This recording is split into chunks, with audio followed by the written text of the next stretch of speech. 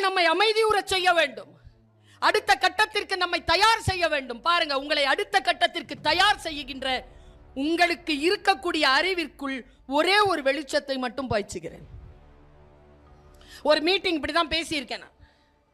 பேசிட்டு back stage ஒரு 45 வயது பெண் இருப்பாள்.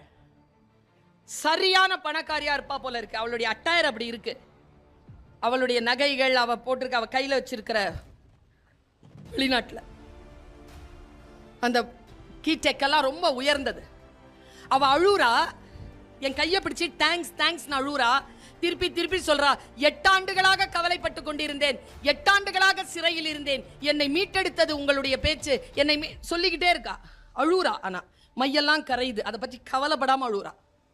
தேங்க்யூ தேங்க்யூ தேங்க்யூன்ட்டு ஓடிட்டா. ஹீல், பெரிய ஹீல் போட்டு ஸ்டைலிஷ் லேடி. நான் பாட்டுக்கு எல்லாரையும் விட்டுட்டு அவளை கூப்பிட்டேன் போய் கார்கிட்ட. 10-15 பாயிண்ட் பேசினேன். எந்த பாயிண்ட் உனக்கு பிடிச்சதுன்னு சொல்லு. மக்கள்கிட்ட சொல்லலாம்ல அத. அவளுக்கு ஓடு உடைஞ்ச மாதிரி கேட்கின்றவர் யாருக்கேனும் ஓடு உடையலாம் இல்லையா? 8 வருஷமா சிறையில் இருக்கின்றவர்களை விடுதலை செய்யலாம் இல்லையா? சொல்லுன்னு அவ சொன்னாங்க. நான் என்ன சொன்னேன்றத, அது அப்படியே அவளுக்கு என்ன சொன்னேன் அப்படிங்கிறத நான் சொல்றேன். சொல்லணுமா? கொஞ்சம் பேருக்கு பாதிப்பா இருக்கும், பாதிப்படைஞ்சவங்களுக்கு விடுதலையா இருக்கும். ஒரு காட்டு வழி, ஒருத்தர் நடந்து போய்கிட்டே இருக்கிறான். ஒரு பாம்பு புத்து, அதுல இருந்து ஒரு பாம்பு வருது வெளியில. ஐயோ, இது பாம்பு இருக்கிற வழி, நம்ம வேற வழியில போவோன்ட்டு வேற வழிக்கு போறான். அந்த பாம்புக்கு பேரே அரவம். அது எங்க சத்தம் கேட்டாலும் போயிடும்.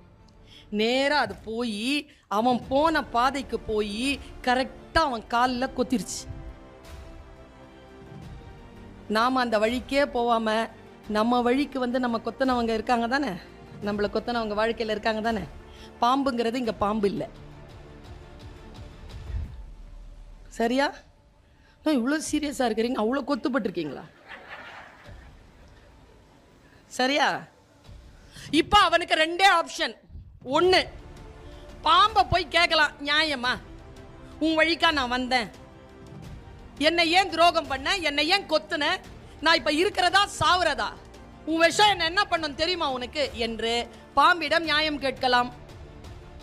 இல்லை என்றால், கொத்தப்பட்டு விட்டோம், விஷம் ஏறிக்கொண்டிருக்கிறது, விஷத்தை குறைப்பதற்கும் விஷத்தை முறிப்பதற்கும் மருந்து தேடலாம். பல நேரங்களில் நாம் கொத்திய பாம்பை பின்பற்றி கொண்டு போய் நியாயம் கேட்டுக்கொண்டிருக்கிறோமே தவிர கொத்தப்பட்ட விஷத்தை யாரும் முறிவிற்காக தேடுவதே இல்லை. Don't chase the snake, deal with the venom. உங்களுக்கு எது பாதிப்பாக இருக்கிறதோ அந்த பாதிப்பில் இருந்து வெளியில் வாங்க. நான் வந்தேன், கொத்தப்பட்ட பொழுதெல்லாம் நிமிர்ந்து நின்று கொத்திய பாம்பிற்குள் போகாமல், பாம்பிற்கு பின்னால் போகாமல் கொத்தப்பட்ட விஷத்தை முறித்து இதோ நிற்கிறேன். பல நேரங்களில் எப்படியெல்லாம் நம்முடைய வாழ்க்கை நம்மை சுற்றி போடும் என்று நமக்கு தெரியாது. அதனால் தான் என்னை அறிமுகப்படுத்தியவர் சொன்னார், வீழ்வதல்ல தோல்வி, களத்தை விட்டு நீங்குவதுதான் தோல்வி. கடைசி வரைக்கும் களத்தில் நின்று பாருங்க, வெற்றி பெற்றவர்கள் கூட நடுங்கி போவார்கள் உங்களுடைய நிற்றலை பார்த்து.